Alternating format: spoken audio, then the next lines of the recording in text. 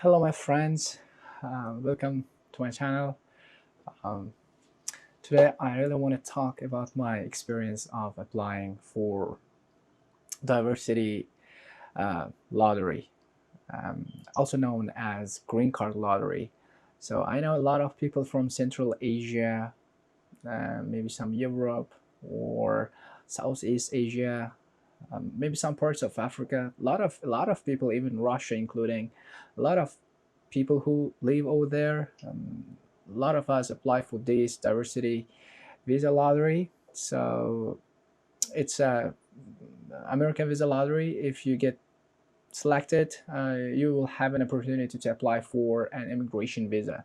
Of course, there is a long process, like step by step processes that you have to take, and a lot of like at least 20 kind of documents that you have to submit in original form and translated version in English.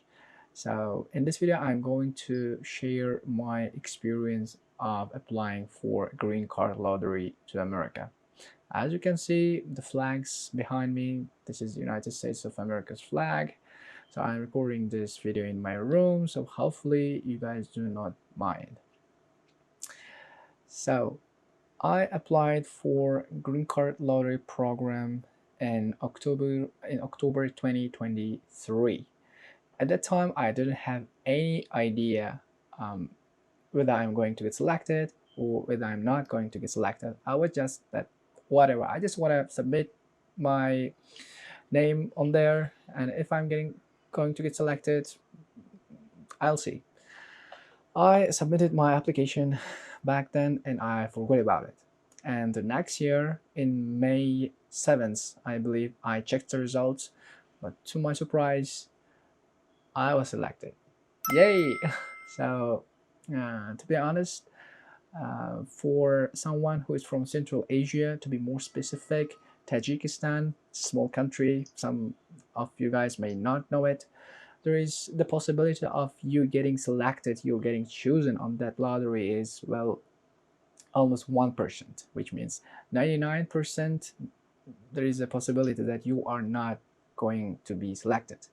So I was when I saw that letter saying like congratulations, you are selected for green card lottery and you can start the process for applying United States immigration visa and get the interview, I was so thrilled. I was thinking like within a couple of weeks, maybe 20 days at best, I'm going to get my visa, I'm going to get my airplane ticket, and I'll be living in America and chasing and it will be chasing after my American dream. But turns out to be it's not that easy. There is a long time and a lot of like processes which you have to take to make sure that you will get the opportunity to take an interview.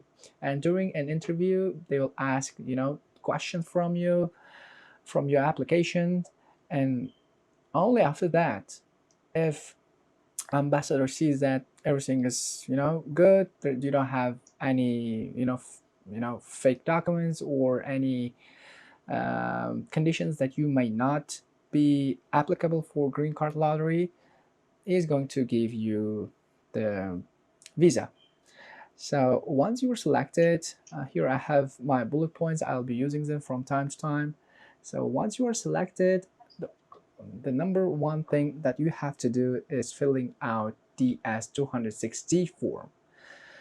So on DS-260 form, you have to insert your personal details, your education, your work, your house, and the countries you have visited. If you applied on green card lottery with your family, you have to include their names, their personal information as well. If you have kids who are under 21 years old, you have to include them as well. If they are about 21 years old, you cannot bring them, or they cannot obtain United States immigration visa through you, because according to the law of America, once they are about 21 years old, they are adults. So you have to so when you are filling up your application, please make sure that you check your application at least 10 times before clicking the submission button. So make sure all your second name, your first name, and birth year in America. They first insert the month, then day, and then the year. So please make sure your the residence address. Please include them, all of them accurately, and of course your background like education, work, and health conditions. And then once you are done with DS-260 form, there is approximately 6 months of waiting, after which you will get an email or a call from KCC, Kentucky Consular Center, which is in charge of checking your online DS-260 form, review it, and set up an interview date for you. So during that time, that 6 months of period, it's not just given for you just to chill out. That time is given for you to collect all your civil documents in original form and also translated version in English. So, and one more thing, there is a tip. If you are kind of an impatient person, or you always want to know, a step ahead, you can check your case number on Visa United States Visa Bulletin Board. You can check your zone. In my case, it was Europe zone, and my case was within 10,000. So approximately you will get the date. Your case number should be active on the bulletin, meaning that if it's active, odds are you are going to get an invitation for interview. So there is a list of required documents. So they start with your birth certificate, passport, police certificates, and make sure you take police certificates from every country where you lived more than 6 months. If you served in military, please bring them as well, and all the court records, meaning that if you have been put in jail, please bring them as well. And also, aside from that, you have to check yourself physically in terms of, you have to visit a hospital, not just a regular hospital, but a hospital that is accredited by the United States Embassy within your country of residence. So you will get, when you are filling out your DS-260 form, you will get the information on those hospitals, which hospitals are available in your area. And also there is like Telegram group, or I believe there should be like Facebook groups as well for every single zone. There is a, like, I know there is a Telegram group for Central Asians, like post-Soviet countries, where they share like information where to go and what to do and how to prepare their documents. um, in the case of Europe or Southeast Asia or Africa, I don't know, please check that thing for yourself. And medical exam is going to cost you approximately from $300 to $400 per person. And also make sure you bring two identical photos that's taken with a white background. The sizing is going to be 2 inches to 2 inches. So in CI measurements, it's going to be 51 millimeters to 51 millimeters. And I'm not sure with the next point, but people who are going to apply in my country for green card visa interview, they needed to show enough fund, at least $10,000. There is no, like, certain threshold that you have to show, but in my country people tend to show at least $10,000 of their savings, meaning that they are able to fund their immigration, and they are not going to ask for social help when they are in America, that they can fund their own lives. They are not going to be a burden to the government of United States of America. So bring that, bring that document from bank saying that you have like certain lump of money with you. And also bring both original and photocopies of your documents. You never know, they may need the copy, or you may lose it somewhere. You never know. Just make sure you are bringing both originals and the photocopies. Maybe they are not going to take all of your original documents. They are going to take the photocopies and give back some of your original documents to you. And during that 6 months, some people may get married, some people may get divorced. It's case by case. If during that time, if you got married, please include your spouse there. Not including your spouse there may render you not being able, meaning that you may be seen as if you are trying to deceive American government. So make sure you are keeping up, you are being updated in their system, your status. So after, approximately in my case, I applied my DS-260 form in early June, and I got email in early December in 2020, 2024, I believe, or 2023. I'm not sure, but whatever. I'm not sure with the years right now.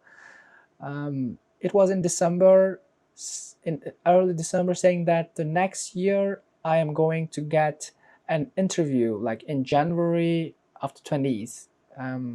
So you have to bring all the necessary documents, and you have to bring the medical results from the hospital, and make sure there gonna be a file that says do not open. Please make sure your curiosity is not creeping in, and you, under the influence of that curiosity, you happen to open that document. Please do not do that.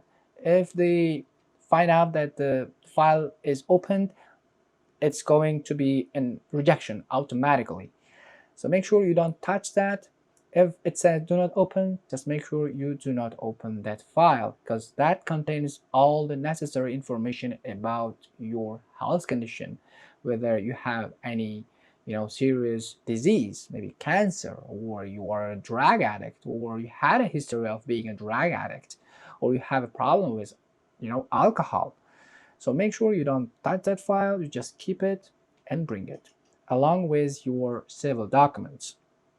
So I was invited to take an interview on after in January. So when I'm going to describe how my interview was held. So I came to the embassy center early in the morning. So there was a line forming over there, approximately 30 and 40 people. So they are going to check you for prohibited items like knives, guns, grenades, and whatever. And once you are inside the building, they are going to review. They're going to be the first stage of your. They're going to review your documents for the first time, and they will tell you we need this and we don't need this documents that they do not need. They will give it you back. And once you are done with the first stage of your document review, they will ask you to pay an interview fee, that which is non-refundable. You have to go, and to the best of my knowledge, it was $330 per person. So once you are done with the payment, they will ask you to take your fingerprints, and then you get to wait approximately from 15 minutes to 30 minutes and wait your line. So once officer is interviewer once the officer is going to call your name, please come, and officer is going to ask you maybe your name first. You tell them your name, and they will ask you to swear that you are going to tell the truth and only the truth. And they're not going to ask you difficult questions, just simple questions from your application. So they were swear. So once we're done with, promising, they will start asking the questions. The tip here is please be calm, truthful, and you don't have to, stress. They just want to make sure that the person that's indicated on the document is really you, that you are not faking someone else's personal information. So they are going to ask information about you. So the only person who knows all those information like relatively well, that's relatively you know like accurate, right, trustable, is you only. So they may ask you like, where did you work, who are you, and what's your intention of immigrating to USA, and what's your plan after immigrating to US, and do you know how to speak English, where have you been, and where did you work. I'm going to um, okay, give me 1 second. So I'm going to mention some of the questions that they asked me. So when I came to officer, he asked me my name. He asked me to promise to speak the truth, and then he asked me what I'm doing in South Korea. Back then, I was studying my master's degree, so I told him. And then he asked me why exactly in South Korea. I told him the reason that I got full funded scholarship and what I am studying there. So I answered that. And what was my bachelor's? I answered that as well. And sorry for that. I answered that as well. And the next question was, is there anyone who is waiting for me in the United States? So if there is, you say. And also he asked me strangely, are you married? I said, no, I'm not married. What's your plans after coming to USA? I told him that I'm going to apply for a job in my major, so as an aircraft engineer. And after that, he asked me, like, it's does he have do I have any questions to him?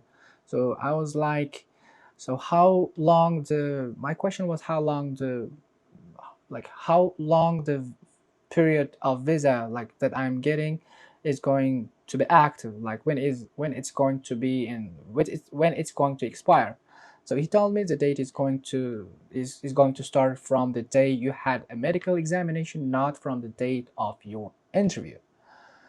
So that was a question, and that was, yes, you are approved. And I was like, thank you. It was not just like I am making it so simple and I'm making it to look so easy, but the process is long. Process takes a lot of effort, and it's very tricky. It's a meticulous, tedious job. I recommend you to have a consultant or to ask help of people or person who does this job, who prepares you for interview, who consults you about your case, who helps you to prepare and help prepare your documents, your civil documents, your medicals, to set up your interview, like everything, all the questions that you have. You, I recommend you to have someone and ask, to have someone to whom you can go and ask your questions. So the next thing is I'd like to cover the expenses, that approximate, like rough expenses that you are going to spend. So the medical checkup is going to cost you, $200 to $400, like per people, and make sure you don't open that. So the police, certificates, translations, passports, photos, interview fees, and United USCIS $220 fee. There is, you have to um, pay that money before you are coming to America. That is fee for getting your green card printed and delivered to your address in America. And of course, there is flight ticket. So in my case, for myself, my expense was somewhere around 2,700 to $3,000. So that was my case. Maybe in your case, it's going to be a bit more expensive or less expensive. It's going. Like every case is different. Maybe you have your family and you have your children with you. Obviously, if you have people with you, your expenses are going to be higher accordingly. So arriving in the US, you have to enter within 6 months of medical exam at airport with, yeah, you have to enter the airport where they have an immigration service. You cannot just go to any small city in America. To the best of my knowledge, I know that there is immigration center in New York, and there is an immigration center in LA, and also in San Francisco, maybe in Chicago or Boston, but I'm not sure. Please check that information for yourself. In my case, I came to New York directly from I came from Seoul to New York directly. So once you are in America, you will there is a CBP officer who is going to ask you for your documents. So you give all your documents that I asked you not to open to him.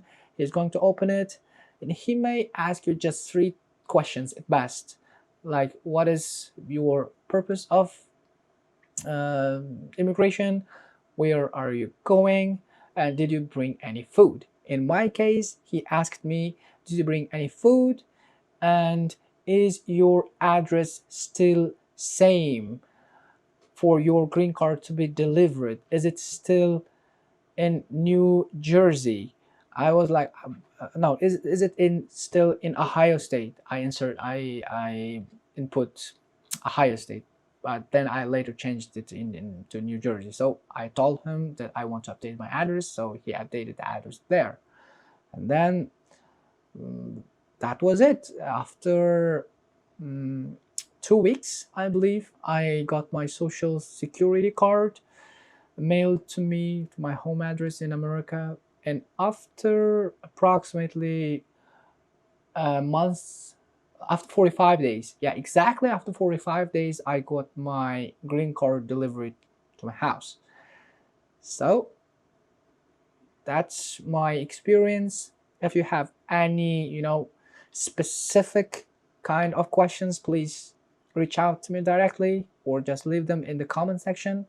If I don't know the answer, I'll try to reach out to people that I know, do some networking, and hopefully find answer to your case, to your question.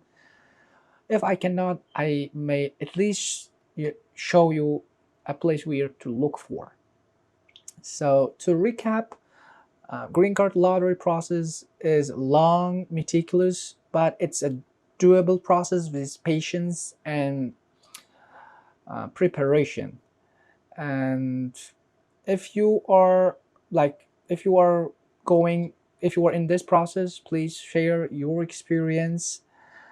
I hope this video was useful, and if you are interested in this kind of videos, if whatever the thing that I'm talking and sharing is interesting to you, feel free to hit the subscribe button. If you like this video, please do like to hit the like button there. If you don't like, please feel free press the do not like button. No, don't do that. I'm kidding. Yeah, and also, yeah, all this information that I shared with you right now, it's just for like informational purpose. This is just and for like information in general. I'm not giving you or any of the viewers who is watching this video any legal advice. Please, if you need a legal advice, please consult with your lawyer and professionals. So all the knowledge that you are getting from me, please, you are only you, and you are responsible how to use it. Yep, that was it. Thank you very much for watching this video till now, and I hope see you soon. Bye.